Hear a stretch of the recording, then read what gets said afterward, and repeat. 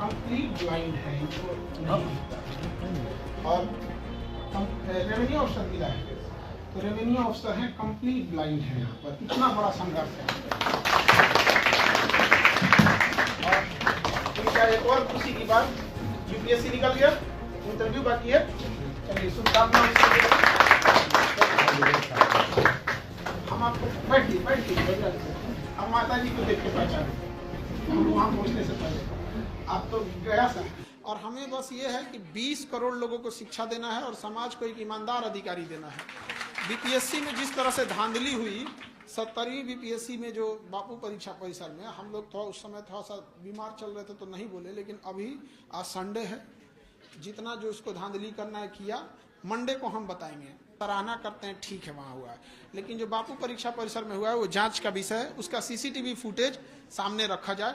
ये सारे बच्चों को अधिकार है कि बापू परीक्षा परिसर में क्या हो रहा था, सबका सीसीटीवी फुटेज।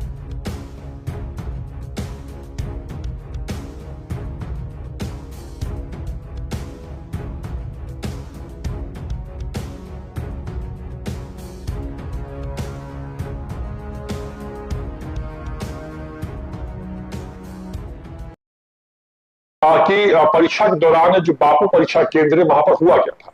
दरअसल अभी तक जितनी भी चीजें हो रही हैं वो आप परीक्षा केंद्र के बाहर की दिख रहे थे, लेकिन अब आपको दिखाएंगे परीक्षा केंद्र के अंदर की तस्वीरें। ये वीडियो देखिए, परीक्षा केंद्र के अंदर की सीसीटीवी फुटेज को आज जो है वो जारी किया गया है, जहां से इस पूरे हंगामे की शुरुआत हुई। तस्वीरें आपको हम दिखाते हैं सिलसिलेवार तरीके से। दरअसल पटना के डीएम ने वहां पर जो प्रमुख लोग थे उन तमाम लोगों से जो है एक तरीके से कहें कि रिपोर्ट मांगी थी। जो वहां के जो अधिकारी थे, जो जिनकी जिम्मेदारी थी उस परीक्षा को शांतिपूर्ण तरीके से संपन्न कराने की, उन तमाम लोगों ने वहां पे जो जानकारी जो रिपोर्ट सौंपी है, उस रिपोर्ट में कई सारे अहम खुलासे हुए और उस रिपोर्ट के ही आधार पर कुछ फुटेज है जो आपको दिखा रहे हैं। तस्वीरें पर फुटेज चल रही है और जो रिपोर्ट में जो बातें कही गई हैं वो हम आपको विस्तार से बताते हैं।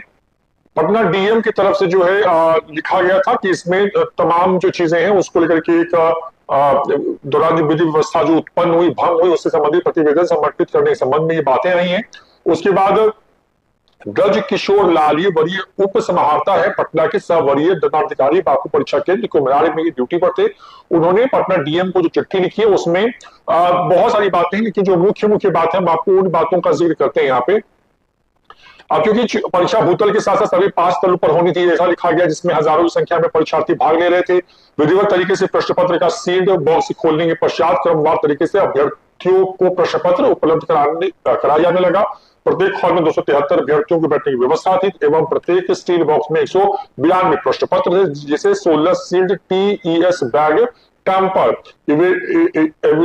एविडेंट सिक्योरिटी बैग्स में रखा गया था। प्रत्येक टीईएस बैग्स में 12 प्रश्न पत्र थे, अतः एक स्टील बॉक्स में रखे गए टीईएस बैग को दूसरे परीक्षा हॉल में शेयर करना था, ताकि प्रश्न पत्रों को क्रमवार तरीके से परीक्षा के नियमानुसार अभ्यर्थियों को पता जा सके। टीईएस बैग को एक हॉल में दूसरे हॉल में ले जाने में तथा क्रमबद्ध रूप से प्रश्न पत्र वितरित करते हुए ऊपर तक पहुंचाने में विलंब हुआ। उसके बाद परीक्षार्थी द्वारा उनके कमरे में सील्ड बॉक्स नहीं खोल जाने का पर आपत्ति जताई जाने लगी तथा प्रश्न पत्र वितरण को बाधित किया गया।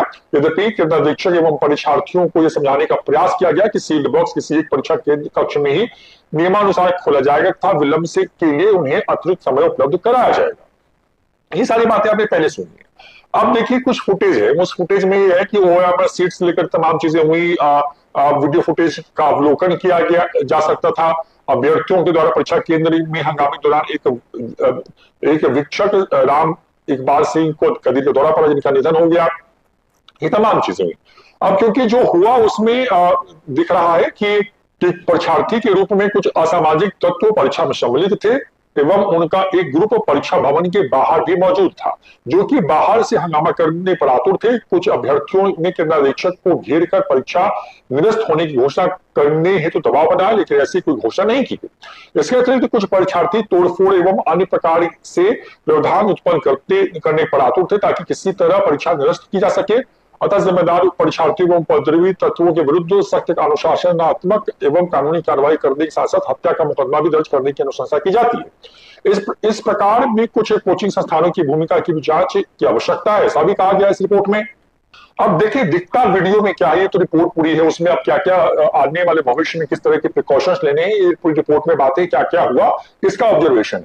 अब जो वीडियो हम आपको दिखा रहे हैं लगातार, उस वीडियो में जो दिखता है कि परीक्षा केंद्र में के अलग अलग कक्षों में जो है वो शांतिपूर्ण तरीके से जो है वो परीक्षा हो रही है। क्योंकि जांच रिपोर्ट में ऐसा लग रहा है कि कुछ असामाजिक तत्व परीक्षा देने के बहाने केंद्र के अंदर थे, वो जानबूझ करके वहां पे प्रश्न पत्र में हो रही देरी की वजह से हंगामा करते हैं, जानबूझ करके वहां पर एक तरीके से कहें कि माहौल बनाते हैं, वहां पे जो प्रश्न पत्र रखे हुए थे, जो ओएमआर सीट्स थे, उसको लेकर के वहां से निकलते हैं और उनके साथ एक कक्षा के अंदर की बड़ी संख्या में जो अभ्यर्थी थे वो बाहर आ जाते हैं और गेट को तोड़ करके परीक्षा केंद्र के बाहर निकल जाते हैं और ये पूरा तमाशा होता है।